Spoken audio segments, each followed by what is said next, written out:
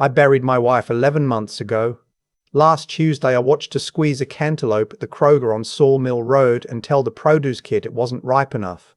I know exactly how that sounds. I'm 68 years old. I'd spent the better part of a year sleeping on her side of the bed because I couldn't stand the cold flat sheet on mine, and grief makes a man see ghosts. I'd see her at a stoplight. I'd hear her laugh in a checkout line and turn around to a stranger. After a while, you stop trusting your own eyes. So when I heard that voice come around the end of the produce aisle, that particular clipped tone she used when somebody wasn't doing a thing the way she wanted it done, I told myself, that's all this is, an old man missing his wife. Then she said, I asked for the Honeycrisp, not the Garlic. This is the third time. And the back of my neck went cold, because that was a sentence I had heard her say to me in our own kitchen 100 times, word for word, with the exact same little sigh on the end of it. I came around the cantaloupes and there she was. 41 years I was married to that woman. Her hair was different, shorter and greyer than she'd ever let it go when I knew her, and she had on a denim jacket I'd never seen, and reading glasses pushed up on her head.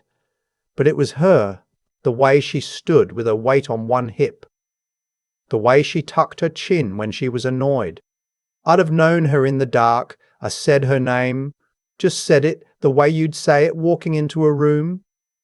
She looked right at me, and there was nothing, not a flicker, just the polite, faintly irritated look a woman gives a strange man who's staring at her in the grocery store.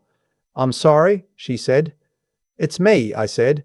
My voice came out wrong, too loud, cracking in the middle. Honey, it's me. Sir, I think you have me mixed up with somebody. She started to turn her cart away. And then I saw her hand, her left hand on the cart handle. There's a scar there, a thin white line that runs from the base of her thumb down across the wrist. She did that the summer of 1994, putting up tomatoes. A quart jar shattered in her hand while she was screwing the lid down, and I drove her to Riverside Methodist at 10 o'clock at night, and they put 9 stitches in her. I sat in that waiting room reading A Field and Stream from 1989, and she came out with a hand wrapped up like a mitten, and we laughed about it for years. Your hand, I said. I pointed. My finger was shaking. The canning jar. The tomatoes. 1994. Riverside. 9 stitches. For just a second, I swear on my life, for just a second her face came apart. The annoyance dropped away and underneath it was pure fear. Then she snapped it shut again, fast like a screen door. I don't know you, she said, low and cold, and you need to leave me alone. And she walked, quick, toward the front of the store, leaving her cart sitting right there in the aisle. My legs didn't want to work. By the time I got to the front doors, she was already outside, and a man was waiting for her by a silver Buick, tall white hair golf shirt, the kind of fellow you'd see anywhere. He put his hand on the small of her back. She looked back over her shoulder once, at the store, at me standing in the doorway, with the automatic doors going open and shut around me. And then she got in that Buick and he closed the door for her, harangued. She gave him a little smile. I knew that smile. I'd married that smile. I don't really remember getting to my truck. I remember my hand shaking so bad I dropped the keys in the parking lot and had to crouch down and pick them up off the hot asphalt. And an old boy in a Carhartt jacket asked me if I was all right, and I think I told him I was fine. I started the truck. The Buick was pulling out onto Sawmill, and I followed it. I followed it down Sawmill and onto 270 going west. 3 or 4 cars back, the way you see them do it on television, except I wasn't an FBI agent. I was a 68-year-old electrical contractor who was supposed to be at home grieving. They got off at the Hilliard exit and wound back into one of those newer developments, the kind where every house is some shade of beige and the trees are still staked up with little ropes. The Buick pulled into the driveway of a tan 2-story with a basketball hoop over the garage. I went on past, turned around at a cul-de-sac and parked half a block back where I could see the house through my windshield. My hands had quit shaking. Something else had come over me by then, something flat and cold and patient. I wasn't grieving anymore. I'll tell you the truth. I was hunting. The front door opened before they were even out of the car, and 2 little kids came tearing down the driveway. A boy maybe 9 and a little girl a couple of years younger hollering, "Grandma, Grandma, did you get the popsicles?" And my wife, the woman I had eulogized, the woman whose urn was sitting on the mantel in my living room not 8 miles from there, crouched down and caught that little girl up in her arms and kissed the top of her head, and the man laughed and grabbed the grocery bags out of the trunk, and they all went up the driveway and inside. And the door shut. I sat there until it got dark. I watched the lights come on, the kitchen first, then upstairs. I saw her pass back and forth in front of the kitchen window, doing something at the sink, talking, gesturing with her hands the way she always did. Around 7 o'clock, they all sat down at a table I could just see through the dining room window, and the man said something and the kids laughed and she reached over and wiped the little boy's chin with her thumb. I got out my phone and I took pictures. The house. The Buick. I zoomed in on the license plate and wrote the number down in the little spiral notebook I keep in the glove box for job sites. I didn't know yet what I was going to do with any of it. I just knew, the way you know a storm is coming by the smell of the air, that I was going to need it. It was almost midnight when the last light upstairs went out. I drove home the long way, through downtown, past the State House all lit up, and I didn't go inside my own dark house for a long while. I sat in the driveway with the engine ticking and one question going around and around in my head like water down a drain. If she was alive, and she was, I'd just watched her wipe a child's chin. Then who in God's name did I bury? 11 months back, I'd stood out at Union Cemetery on a grey February morning and watched them lower a box into the ground. There'd been a memorial first, closed casket. My son had taken me aside before the service, put his hand on my shoulder, and told me, real gentle, that I didn't want to see her. He said she'd been gone 3 days before they found her down in Florida, that it was bad, that I should remember her the way she was.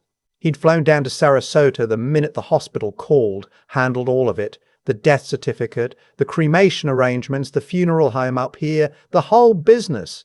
She'd had a stroke, he said, at her sister's place. 66 years old and her heart just quit. He said it was her wish to be cremated, which I'll admit I never knew, but I was in no condition to argue with the thing. He gave me an urn. I scattered half of it at Hocking Hills, where we used to hike, and kept the other half on the mantel. My son, who handled everything, who insisted I not see her, who'd been driving up every Sunday for 11 months to check on me, sit with me, make sure his old man was getting by, and, I understand now, make sure his old man wasn't asking any questions. I sat in that driveway and I thought about all the things I'd been too broke open to notice. How fast it had all moved, how the funeral home up here never had any direct dealings with anybody but him. How he'd been the one to tell me a few months in that with the estate the way it was, it'd be smart to sell the business, and how I'd just signed whatever he put in front of me because signing things was easier than feeling things. I didn't sleep. At 6 in the morning I called him. He answered thick and groggy. "Dad, what's wrong? It's 6 o'clock. "Come over," I said. "Right now, Dad, now." He came in 40 minutes. I'd laid the photographs out on the kitchen table, the house, the Buick, the plate, her with that man, her with those children. He came in the side door rubbing his face, and then he saw the table and he stopped dead, and I watched the colour run right out of him like somebody pulled a plug. "Sit down," I said. He sat. He picked up the picture of her, the close one, and his hand was shaking, and he set it back down like it was hot. "Dad, I can explain. Don't explain anything to me. Just tell me the truth. From the start. And son, I'll tell you right now, if you lie to me one time, you can get up and walk out, and I will never speak to you again as long as I live." He put his head in his hands, and he told me. He found out 3 years ago, he said. He'd been helping his mother with her phone and seeing messages he wasn't supposed to see, confronted her, and instead of denying it, she sat him down and told him everything. There was a man. There'd been a man for going on 15 years. She wanted out, but she didn't want to walk away with half. By Ohio law, everything we built in the marriage was hers as much as mine, but she didn't want half. She wanted it all, and she wanted me gone from her life completely, and a divorce gave her neither. So she'd come up with the rest of it over time, and she'd pulled my son into it a piece at a time, the way you boil a frog. First it was just hiding a few things. Then it was bigger. And by the time he understood the whole shape of what she was doing, he told me he was already in it up to his neck and too scared and too ashamed to climb back out. She used a real person, Dad, he said. And he couldn't look at me. Down in Florida, there was a woman in a hospice outside Sarasota. No family that wanted her. Late stage, weeks to live. Mum got documents made. A license. A social security card. The whole thing in Mom's name. With that woman's face. Lottie, her name was, they admitted her under Mom's name. When she passed, it was natural. It was the cancer. There wasn't any reason for anybody to look twice at an old woman dying in hospice. And Mom had it written down that she wanted cremation, so there's nothing left to test, I said. So there's nothing left to test. So there's nothing left, he said. I'd scattered a stranger's ashes at Hocking Hills. I'd kept a dead woman I never met on my mantel and talked to her some nights. My hands went flat on the table because I was afraid of what they'd do if I let them up. And the money, I said. He told me the rest of it in a voice that got smaller and smaller. The 2 years before her death, she'd been quietly moving cash, a little at a time, into accounts I never saw, under the name Sandra Voss. After the funeral, while I was a record sign anything, he'd forged my signature. Practiced it for weeks, he admitted, off old checks on the paperwork to sell the contracting business I'd built with my own 2 hands over 35 years. $3.8 million for the company. Another $2 million or so out of our brokerage and savings, the life insurance, $750,000, with him as a contingent beneficiary, which he signed straight over. He'd been sending me $2,500 a month and calling it the proceeds of the estate, and I'd thought my own son was taking care of me. How much? I said. All of it. The whole number. About $6.4 million, he said. I stood up. The chair scraped back hard against the tile. You forged my name to sell my company. You helped your mother bury a stranger in her place. You let me grieve a woman who's out in Hilliard wiping some other man's grandkids' faces, and you've been sitting at my table every Sunday eating my pot roast. We were going to tell you, he said, someday, when it was safe. Dad, I swear, get out of my house. Dad, please, get out. My voice came up out of some place I didn't know I had, and it wasn't grief in it anymore, it was something with teeth. My son died 11 months ago in Florida. I don't know who you are. Get out before I put you out. He stood up crying and I didn't move, and he went out the side door and I heard his car start, and I heard him sit in the driveway a long minute before he backed out and drove away. I spent 3 days in the dark after that. Didn't answer the phone. Didn't eat much beyond crackers and coffee. I sat in my recliner and stared at that urn on the mantel and thought about how a person can hand you a box of ashes and call it your wife. But on the 4th day, something turned over in me. The grief had burned down to a coal, and underneath the coal was something harder.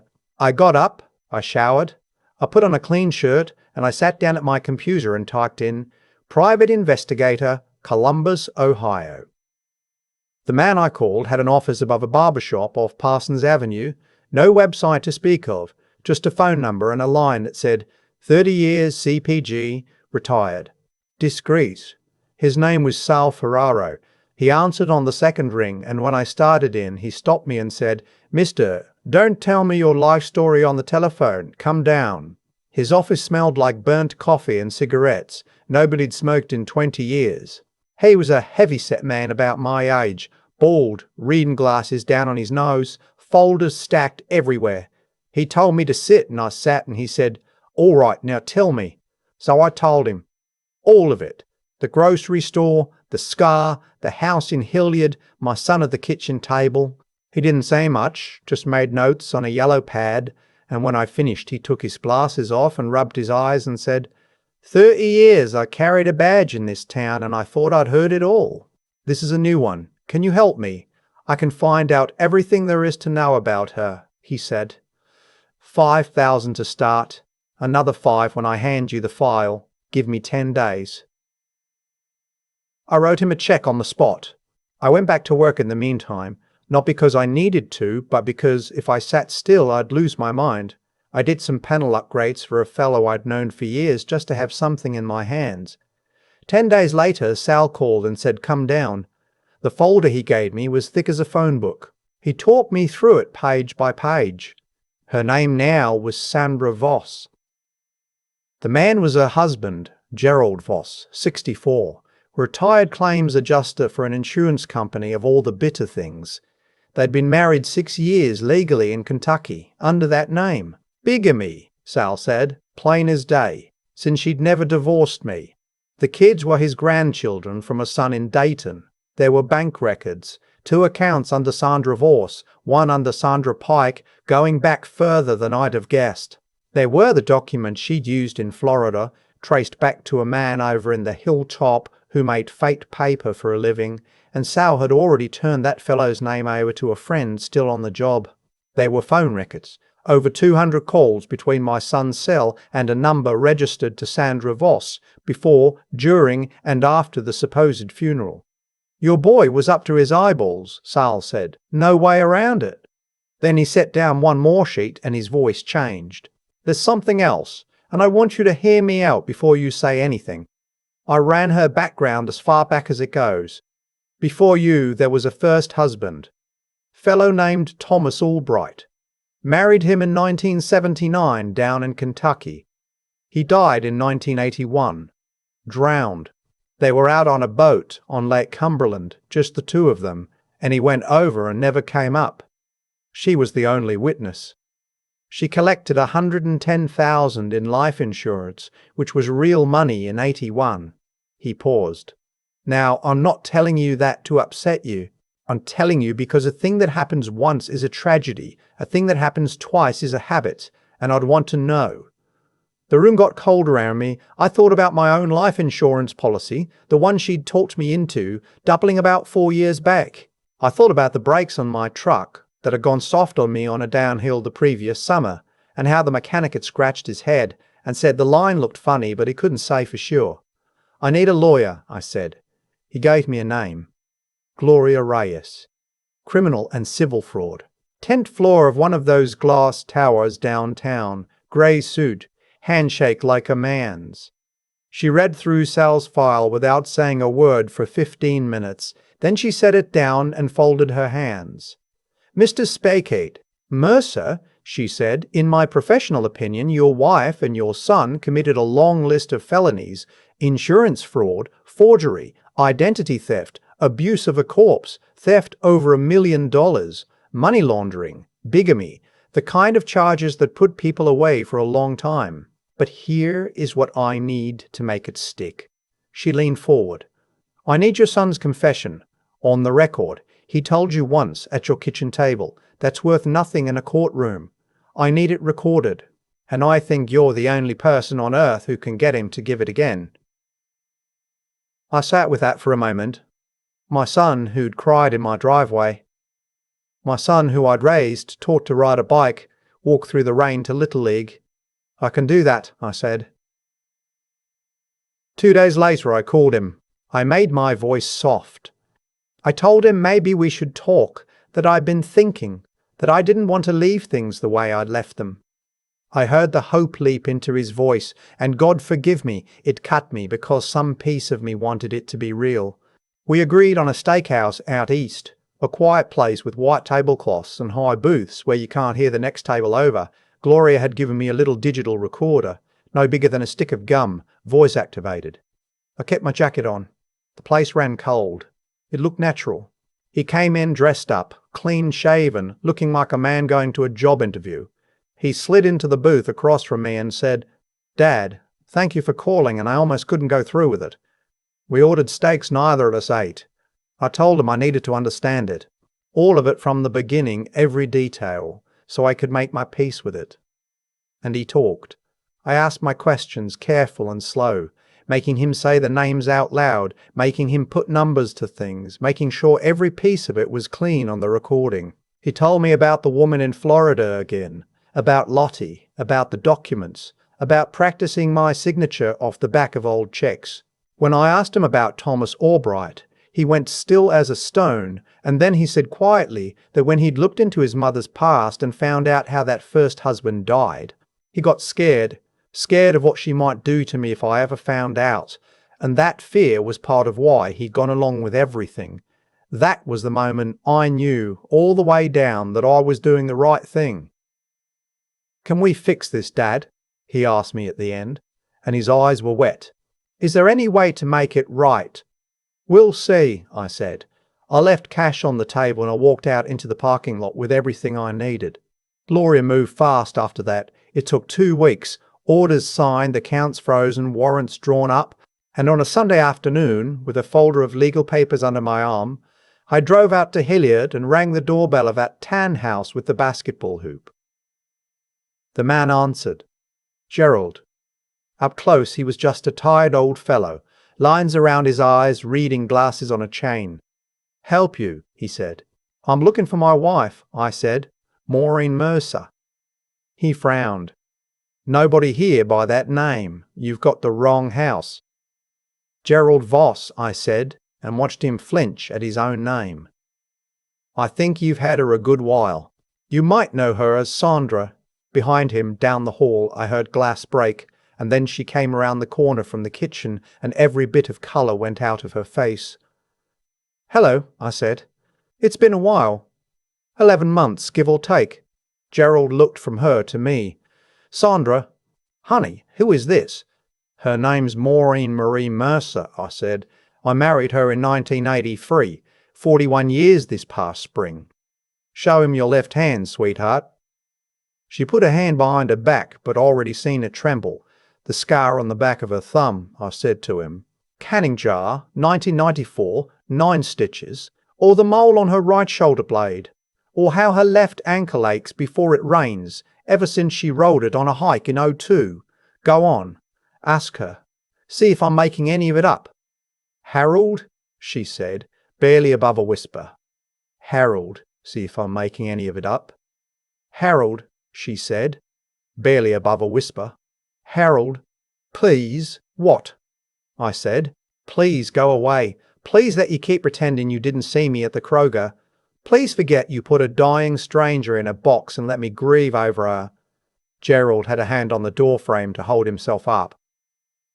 "What is he talking about?" I took out the papers and held them up. "These are for her.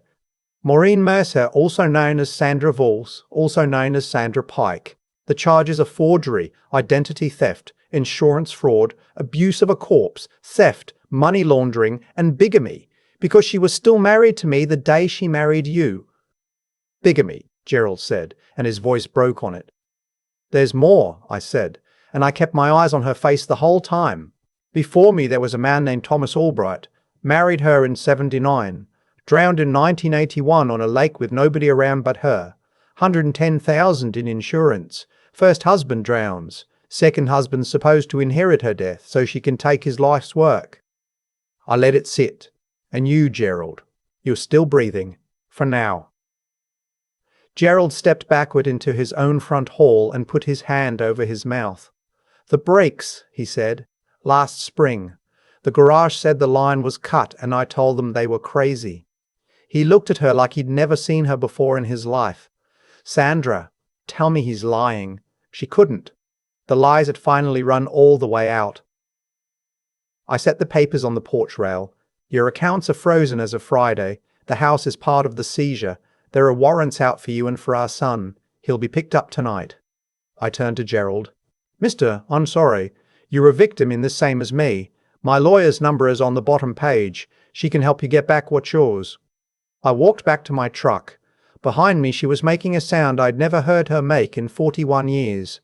A neighbour lady stood out on her lawn across the street watching the whole thing, and I thought, good, let the whole street see her. My phone rang as I was pulling away. It was Gloria. "It's done," she said. "Warrants are active. It's all moving now." In my mirror, my wife was down on her knees on the front step of that tan house, and the perfect life she built on top of mine was coming down around her. They got my son at midnight. He tried to wire $800,000 to a bank in Belize, and the transfer got flagged. And when the agent showed up, he was packing a bag. He's a flight risk now. They're holding him. They took her 2 days later in the parking lot of a Whole Foods, buying groceries like the world hadn't ended. She made it as far as the cart corral before they put the cuffs on. Gerald and I met for coffee that Friday at a Bob Evans out by the highway. He looked like he hadn't slept since I'd stood on his porch, and neither had I. I don't even know what to call her, he said, staring into a cup he never touched. She told me she was Sandra, said her birthday was in October. You're telling me it's March. He shook his head slow. 6 years. My grandkids call her Grandma. I told him about a condo Sal had turned up down in Gulf Shores, paid cash in '99 under the Pike name, a third life sitting there empty, and the man just closed his eyes. I'm going to testify, he said finally. Whatever they need. So am I said. My son took a plea. 5 years, eligible after 2.5, in exchange for cooperating and testifying against his mother. She wouldn't take a deal. She wanted a trial, and she got one, and it lasted 9 days, and it was a slaughter. Sales filed, the recording, the document forger flipping. Gerald on the stand telling about the breaks, the Florida hospice records, the trail back to Thomas Albright. When they called me up, I looked right at her, and she wouldn't meet my eyes. Not once. I told that courtroom that for 41 years I'd worked 70-hour weeks and put every dollar I made into a future for the two of us, and that she'd stolen more than money. She'd stolen my ability to trust anything good for the rest of my life. And the better part of a year I'd spent grieving a woman who was 8 miles away, laughing at me. The jury was out 3 hours, guilty every count. The judge, a small hard woman named Helen Vance, gave my son 5 years, parole in 2.5, and you could see him sag with the relief of it. Then she turned to my wife and her voice came down like a hammer. She said the court had heard evidence of a pattern of exploitation that spanned more than 4 decades, from a young husband drowned on a lake in 1981 to the man sitting in that very courtroom, and that it would not be ignored. 15 years in the Ohio Reformatory for women. No parole eligibility for the first 10. And restitution. $6.4 million to me, plus damages to Gerald. She went white. As I walked her past my rail, she turned and looked at me one last time, and I'll tell you, I'd waited a year for that look, and I thought I'd want it. I didn't. I looked straight ahead at the wall and let them take her out. That was 14 months ago.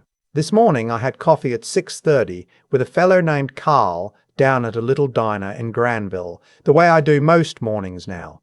I moved out of the city. I sold the dark house in Worthington that still smelled like her perfume in the closets, and I bought a small place out in the country, 900 square feet, 1 bedroom with a barn out back I've turned into a shop.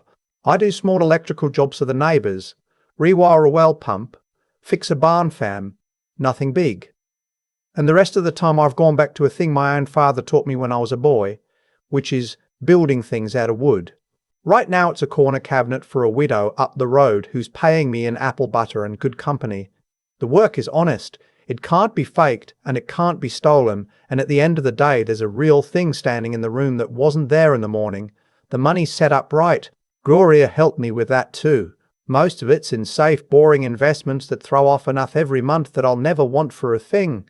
A good chunk sits in savings, and 300,000 of it I gave away to a group here in Ohio that helps older folks who've been cleaned out by family, by sweethearts, by the people who were supposed to love them. There's more of us out there than you'd ever believe. Gerald and I still meet for coffee once a month. We don't talk about her much anymore. We talk about the Buckeyes and his grandkids and how the corn's coming in. The letters still come every few weeks from the reformatory. I know her handwriting on the envelope before I even read the name. I put them in the burn barrel out back, unopened. There's nothing in there I need to hear. My son got out a little early, good behaviour, and he called me last week from Indianapolis, where he's working for a cabinet shop that hired him knowing the whole story. His voice was steadier than I'd heard it in years. He said he's seeing a schoolteacher, a good woman, and he'd like me to meet her someday if I'm ever ready. I told him maybe someday. It isn't forgiveness, not yet, but it's a door I left cracked open instead of nailed shut. And for right now, that's as far as I can go.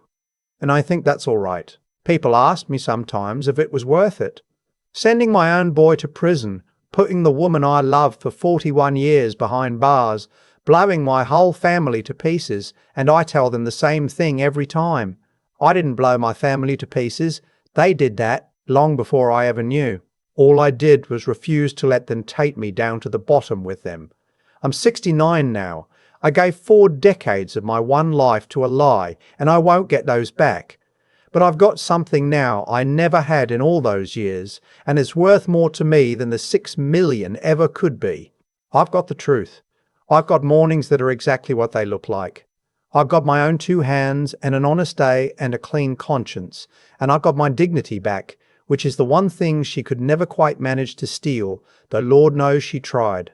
If there's anything in my story worth carrying home with you tonight, it's this. Don't be the man I was. Don't look away from the thing your gut is trying to show you because it's easier not to see it. Trust the people you love, but verify, even them, especially the ones holding the pen over your name. Protect what you built, on paper, in writing, before you ever think you'll need to, and understand that it is never, not at any age, too late to stand up and demand what is yours. The good Lord gave me a second start at 68 years old, in a barn in the country with sawdust on my boots, and I took it with both hands. That's the whole point of telling you this. Not the money and not the prison. Just that a man can lose everything he thought his life was and still walk out the far side of it whole if he's willing to choose himself when it counts. So if any piece of this reached you tonight, sit with it a minute and then go check on whatever it is in your own life you've been afraid to look at straight. And God bless you for listening to an old man tell the truth. There's a thing I keep coming back to. Standing in my barn with sawdust on my boots. None of it happened in a single moment. A woman doesn't wake up one day and bury a stranger in her own name. Maureen got there one small choice at a time, and every one of those choices was a door she could have refused to walk through and didn't. The first lie made the second one easier. The money she moved made the funeral she faked feel possible. And once Aaron forged my name on those first papers, the only way out he could see was deeper in. That's how these things work. Wrong doesn't arrive all at once. It comes in installments, and people pay them quietly, telling themselves they'll settle up later. I think about the man I was for those 11 months, broken open, signing whatever was put in front of me, too gutted to ask a single hard question. And I understand now that grief wasn't my real weakness. My real weakness was that I'd stopped looking. I'd handed my whole life to people I loved and called it trust, when half of it was just me, not wanting the trouble of paying attention. The day I saw that scar on her hand at the Kroger. The day I finally let my eyes tell me the truth instead of arguing with them. That's the day I started becoming a man again. What pulled me through wasn't anger, though God knows I had plenty. It was 3 things, and I'd hand them to anybody younger than me who'd take them. The first is to keep your own conduct clean even when theirs isn't. I never lied to get my evidence. I let their own words do the work, and I could stand up in that courtroom with nothing on my conscience. The second is to think before you feel your way into a hole. The moment I stopped reacting and started gathering, the photos, the plate number, Sal's file, that little recorder in my jacket was the moment I got my power back. And the third is the plain stubbornness to keep going on the days you'd rather lie down and let it bury you. 3 days in the dark, and on the 4th I got up. Maureen built her whole life on deceiving people who loved her, and it cost her everything, including the years she'll spend in a cell counting them. I built the rest of mine on telling the truth and doing honest work with my hands, and somehow, at 69, I'm the one who's free. That's not luck, 'cause has an effect. What you plant is what stands in the room when the morning comes. And it is never too late, not at 60, not at 80, to stop looking away, to choose yourself, and to begin again from whatever's left.